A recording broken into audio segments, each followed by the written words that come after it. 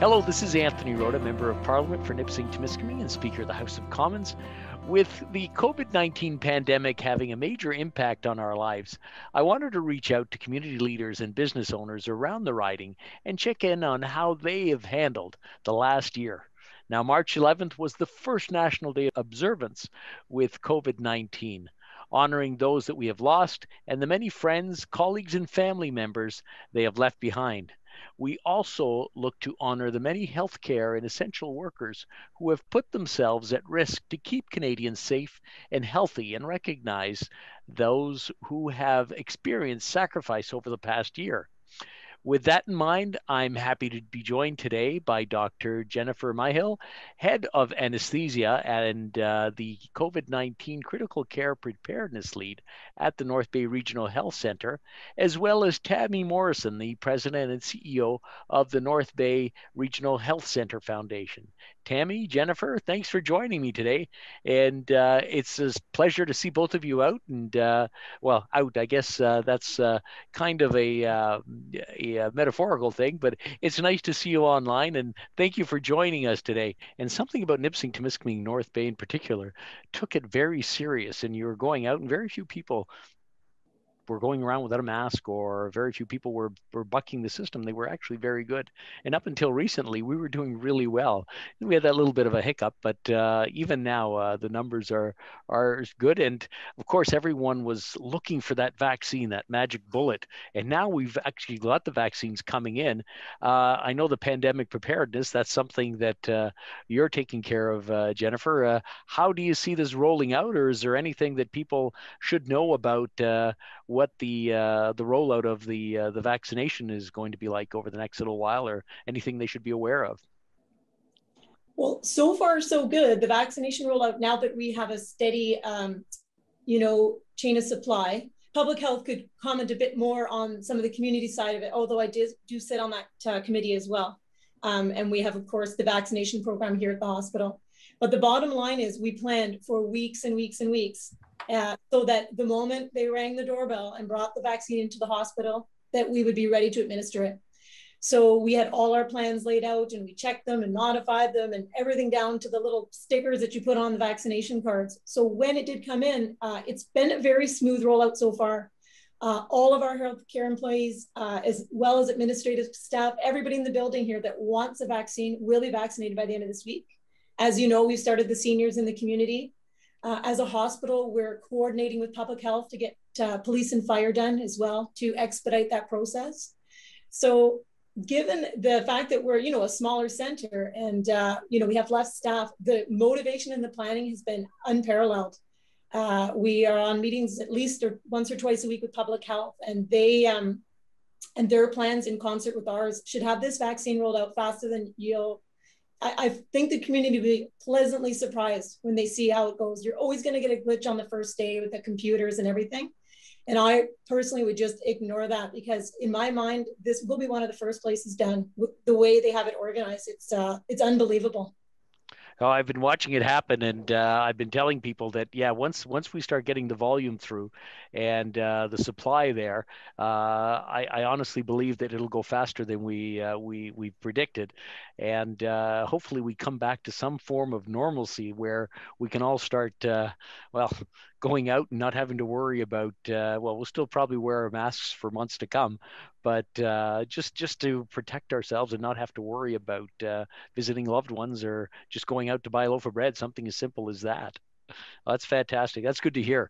Now, the other thing, too, is that we've heard a lot of stories and successes out there, and people stepping up to help the hospital. I guess this would be more geared towards Tammy. People from the community helping out wherever they can. Are there any tributes, whether it's frontline workers, people coming out to help, or is there anything that you'd like to point out about people who have gone over and above to help out? So many instances to count, Anthony, and it's just been incredible, especially early in the days of the pandemic. so many signs on people's front lawns, vehicle parades around our hospital, especially in those early days. I think, you know, everybody became very weary very quickly. And so those were just really great boosts for morale for our staff here at the hospital. Our community industries and businesses came together to make sure our community and our healthcare workers were safe by donations of PPE. And I have to thank you publicly for facilitating that donation of 10,000 ear loop masks from Koahau, I'm probably saying it wrong, a trading company, but just so appreciative for that. Donations of nourishment as well, so sort of throughout the year, but a lot in those early days when, you know, we weren't having a lot of people come into the hospital and the cafeteria was closed, and, you know, staff were tired, and with tired comes hungry, and food always helps, right? So those are greatly appreciated. We also had incredible, generous financial donations, and we had some matching opportunities as well. Dr. Mihill was one of our co-authors of our mail appeal in the early spring, and we were fortunate to secure a really nice donation from OCP Construction, the Cousineau family, to match community donations. And then again, in this fall for our mail appeal, we had another matching donation from Mark and Mary Hurst. So combined, those matching donations inspired over $150,000 in donations for the Urgent Care Fund. So just incredible, incredible generosity. And we're so grateful for our community for responding in that really impactful way. Perfect. That sounds great. And on another tangent that's kind of related, but related to both of you being here, last week was International Women's Day, and we see more and more women in charge and in positions of authority. And much like we see here, there's some young women coming up. Young girls, I guess at this point, they will be women. They will be women before long, and they're looking to aspire to where you are. Is there any advice you can give them that could help them along, so that, I guess, not wanting them to feel either put aside or left behind, but giving them the strength to go forward? What's your secrets that you can share with them? One of the things I'd like to say is that, yes, I'm so proud of those women who are, you know, in leadership positions, making just huge decisions and keeping people safe. But I also want to say how proud I am of, you know, women who are managing children and managing their jobs and managing their families and caregivers for elderly and doing all of these things in this disruptive time of the pandemic. So I'm so proud of really all women. I've been so fortunate. I've had incredible opportunities, both working in higher education and healthcare philanthropy, where I've gotten to work with incredibly strong women who are leaders. And so my advice is to seek out mentors. Seek out those mentors who can teach and also encourage you and inspire you along the way in your careers. And there's so many mentorship programs. You know, if you don't have somebody, you know, locally or in your work area, there are lots of programs and lots of different kinds of associations. Volunteerism is an excellent way to also connect with other professionals and, you know, seek out those mentoring opportunities in a more organic way, whether it be like on a board or a community committee or what have you. And I would just say draw strength from your mentors. I totally agree, Tammy. Yeah, it's so wonderful to see nowadays. And I think it's, you know, men play a huge part in it too, both surrounding yourself with women and men who lift you up and who encourage you, because, you know, I'm a younger female, and, you know, I did face some obstacles even throughout this pandemic, trying to get things done, because I'm younger, I don't have as much experience, my voice isn't as loud. There were a few times where I was told, like, no, we can't do that. That can't be done. You can't have a committee with 56 people on it and have an action item and tackle the pandemic that way. So, but it can be done. And I think the real thing is to find those mentors and find those people that lift you up, and to remind yourself that anything can be done if you don't give up. You just have to work hard for what you want.